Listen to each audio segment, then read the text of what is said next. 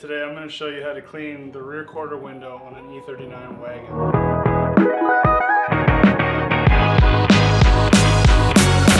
Your wagon definitely has broken struts, can't lift its tailgate up. So what you do, it's got this nice padded carpet area. The Germans are smart, they thought this through. They knew you were going to have to do this. Here we go.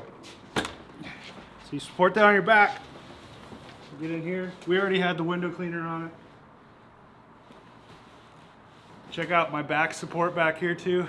Just make sure you keep it in this core area. Avoid injury. And then to get out, you gotta move quick. So you stick your head out first because you don't want to hit your head. And then 1, 2, 3. And then any other bits that you need to finish up, just come in here.